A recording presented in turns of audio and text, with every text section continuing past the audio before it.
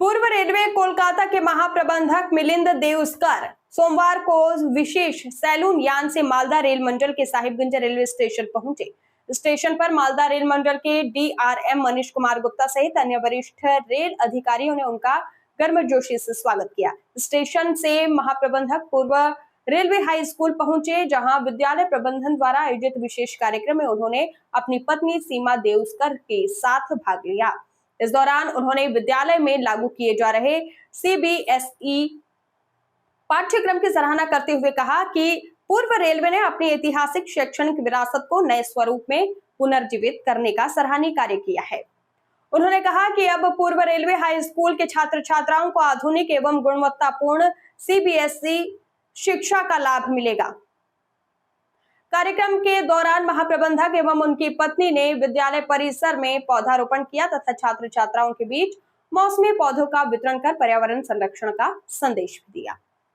इसके साथ ही कार्यक्रम समाप्त होने के बाद महाप्रबंधक पुनः साहिबगंज रेलवे स्टेशन पहुंचे, आपको बता दें कि जहां पर राजमहल विधानसभा के पूर्व विधायक अनंत ओझा, जदयू के जिला अध्यक्ष सुनील सिंह सहित विभिन्न संगठनों के प्रतिनिधियों ने रेल सुविधाओं से संबंधित मांग पत्र उन्हें सौंपा। इस अवसर पर महाप्रबंधक ने मीडिया से बातचीत करते हुए रेलवे की विभिन्न योजनाओं एवं विकास कार्यों की जानकारी भी साझा की।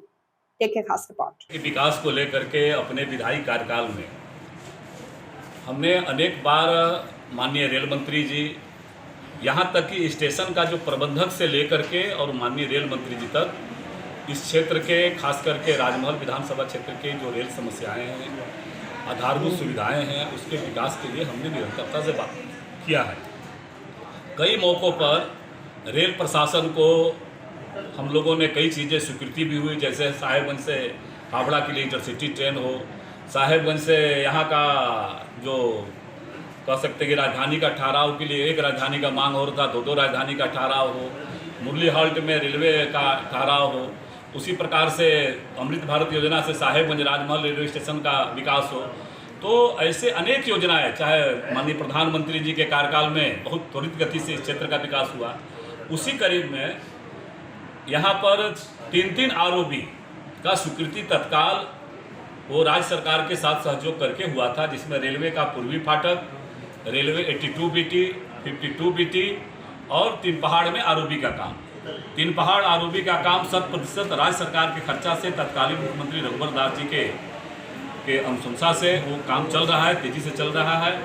वहीं 82 बीटी जो रेलवे पश्चिमी फाटक है, उसका सारा प्राथमिकता बन गया, सारा कुछ लाइनिंग हो गया और दुर्भाग्यजनक तत्कालीन डीसी रामनिवास यादव ने उसका एनओसी भी दे दिया। रामनिवास यादव भी नहीं, सारे रेल अधिकारियों ने, जिला प्रशासन के जितने सक्षम अधिकारी थे, उन सारे लोगों ने मिल करके 82 बीटी जिसका नाम है पश्चिमी रेलवे पश्चिमी फाटक, उसका उन्होंने स्वीकृति प्रदान कर दिया और जिला प्रशासन ने एनओसी दे दिया। फिर पता नहीं मेरे चुनाव हारने के बाद कौन सा ऐसा घड़ी हुआ कि जिसको अचानक इसका अलाइनमेंट बदलने का नाम और इसका आवाज़ उठना चालू हो गया। तो यह निश्चित रूप से दुर्भाग्यपूर्ण है। जो काम आरओबी का काम स्वीकृत हो जाना चाहिए, यहाँ तक कि बाद के दिनों में आज के जो वर्तमान मुख्यमंत्री हमारे हैं आदरणीय हेमंत सोरेन जी, उनकी कैबिनेट ने भी उसको अप्रूवल दे दिया और फिर दूसरे तरीके से इस आरओबी को का अलाइनमेंट बदलने का, उसका मार्ग रेखांकन बदलने का षड्यंत्र पूर्वक करके और इसमें जानबूझ करके देरी करने का प्रयत्न चल रहा है। इसको लेकर के मैंने जीएम को आपत्ति किया। हमने कहा कि जल्दी से जल्दी आरओबी का निर्माण, तीनों आरओबी, वर्तमान आरओबी 82 बीटी, 50-60 पूर्वी फाटक और एक टमटम स्टैंड के पास एक अंडरपास जो कि प्रस्तावित था, ये तीनों के बारे में हमने आग्रह किया कि इसको काम तेजी से कराया जाए। उसी के साथ साथ कई पूर्व में भी हमने कई प्रकार की मांग माननीय रेल मंत्री जी से मिल करके रखी थी, जिसका कि चल रहा है तेजी से काम। यहाँ साहेबगंज में वो चल रहा है। वहीं साहेबगंज में आप देखे होंगे स्टेशन पर 2 नंबर प्लेटफार्म से 1 नंबर आने के लिए हर यात्री को कठिनाई हो रहा है। तो उसको लेकर के भी उनके संज्ञान में लाया कि इसको करिए और रेलवे को नियम से चलाइए। आप जो योजनाएं नियम पूर्वक चलती है, किसी दबाव में, किसी परिस्थिति में नियमों का उल्लंघन न करिए। ऐसा उल्लंघन करने से फिर अव्यवस्था का आलम आएगा। यही बात मैंने उनको दृढ़ता से कहा है कि जल्द से जल्द आरओबी का निर्माण कार्य आप शुरू कराएंगे। आज मुख्यतः स्कूल का इंस्पेक्शन था। मैं करीब 1.5 वर्ष पहले यहाँ पर आया था तो स्कूल की स्थिति इतनी अच्छी नहीं थी, लेकिन अभी जो करीब 1.25 करोड़ खर्च करने के बाद में स्कूल बहुत ही सुंदर कर दिया गया है और छात्र जो है बहुत खुश दिखे और बच्चियों को भी क्लास 1 से क्लास 4 एडमिशन देना शुरू कर दिया है। क्लास 1 और क्लास 2 भी ऐड किया है और बच्चों का एक जो जोश और उत्साह देख के बहुत अच्छा लगा। सर यहाँ का बहुत पुराना डिमांड है सर आरओबी, जैसे कि सब जगह बन गया सर। हम लोग भटक में आरओबी सैंक्शन हो चुका है, टेंडर अभी फाइनलाइज हो जाएगा अगले 10-15 दिनों में और सभी लोग उसमें सहयोग करेंगे तो आरओबी बन जाएगा। और 2 अंडरपास दूसरा का जो आरओबी है उसका डीपीआर बन के शीघ्र ही हम उसको शॉर्टलिस्ट करके रेलवे बोर्ड भेज देंगे। उसका सैंक्शन होने के बाद में उसकी प्रक्रिया शुरू कर देंगे। कुछ सर नई ट्रेनों की सर कुछ तो उसके लिए हमने बताया कि गोड्डा पीर पैती की जो लाइन है वो उसका एक गोड्डा से महागमा तक का टेंडर ऑलरेडी हो चुका है। एक कोंकण रेलवे कॉरपोरेशन को टेंडर दिया गया है और महागमा से लेके पीर पैती तक उसका भी लैंड एक्विजिशन ऑलमोस्ट 90% हो चुका है। उसका भी टेंडर फ्लोट मेरे ख्याल से हो भी चुका है, तो जल्दी से काम शुरू होगा। और ख़ास तो पीर पैती के यार्ड की रिमॉडलिंग भी एडवांस स्टेज पे है, तो बहुत जल्दी गोड्डा पीर पैती लाइन आ सकती है। 2 साल के अंदर आ सकती है अगर सभी लोग काम करेंगे।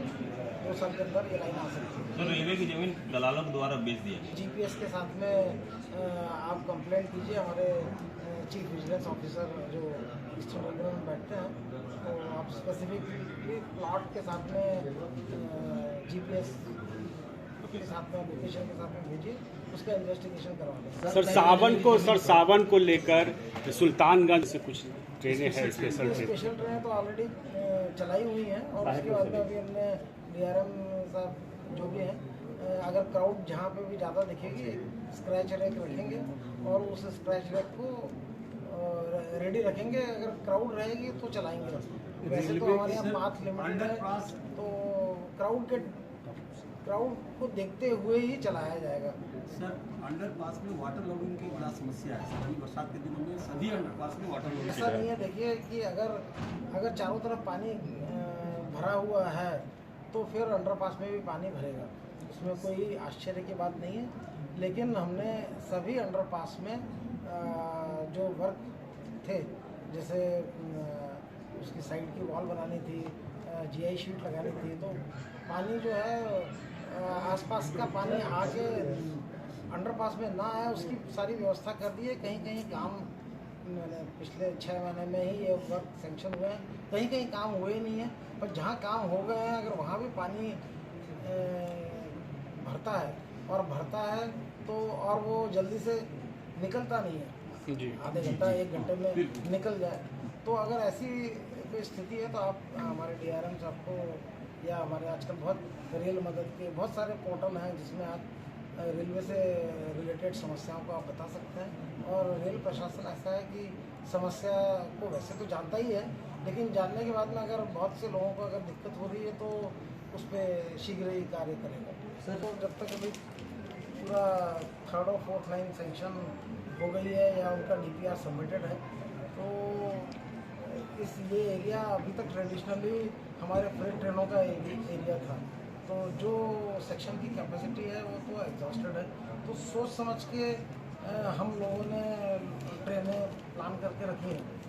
आप उस ढंग से ना सोचें कि आपको हर घंटे में 4 ट्रेनें मिल जाए, वो फ्लेक्सिबिलिटी तो अभी नहीं आ पाएगा, क्योंकि इतना हमारी ट्रेनों का पैट्रोनेज भी नहीं है। आप ये देखिए कि अगर हमारे 35 लाख पैसेंजर अगर ईस्टर्न रेलवे करता है तो 80-90% पैसेंजर हमारे बंगाल से और हमारे हावड़ा सियालदा एरिया से ही है। तो या तो भीड़ नहीं है या आपके लोग टिकट नहीं खरीद रहे हैं। अगर टिकट नहीं खरीदेंगे, हमारा टिकटों की संख्या नहीं बढ़ेगी, तो निश्चित ही और ट्रेनें नहीं मिल पाएंगी और हमारे जो प्रोजेक्ट है उनको सैंक्शन होने में दिक्कत होगी। तो फिर आपको ये देखना पड़ेगा कि कहीं और कोई ज़रूरत हो तो उसके बहाने फिर आपको कोई ट्रेन मिल जाए तो बात अलग है।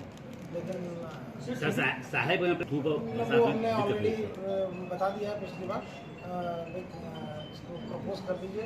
हम पूरा साहिबगंज का 1-2 नंबर का आपका प्लेटफॉर्म है जिसमें शेड नहीं है, और अभी क्या है बहुत सारे FOB के काम हो रहे हैं।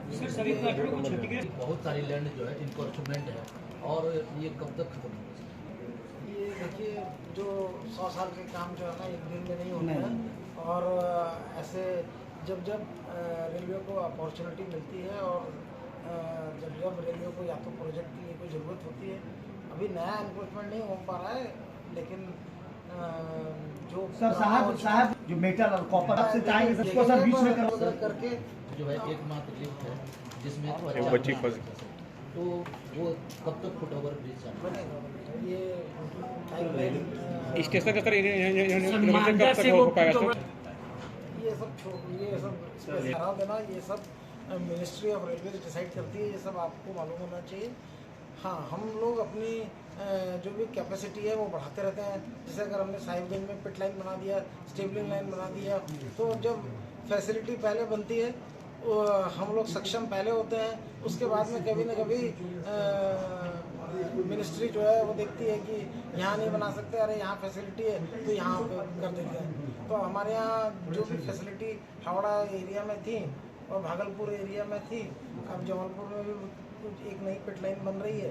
तो जब फैसिलिटी बन जाती है तो उसके बाद में ट्रेनें अपने आप मिल जाती हैं, क्योंकि अगर कहीं के लिए भी ट्रेन चलानी है तो वहीं से चल के वहीं तो ख़त्म नहीं होती है, तो जाती कहीं का हमें ई ऑप्शन में है तो कर देंगे। और हम प्लान बनाए और उसमें आगे कैसे कुछ भी हैफेजर्ड कहीं पे भी बिल्डिंग बना देने से कुछ नहीं होगा, तो मास्टर प्लान बना के अपना प्लान बना देंगे तो कुछ ना कुछ रास्ता तो निकल जाएगा। अगर यहाँ से प्लानिंग होगी, प्रपोजल बनेगा तो बहुत अच्छा काम हुआ।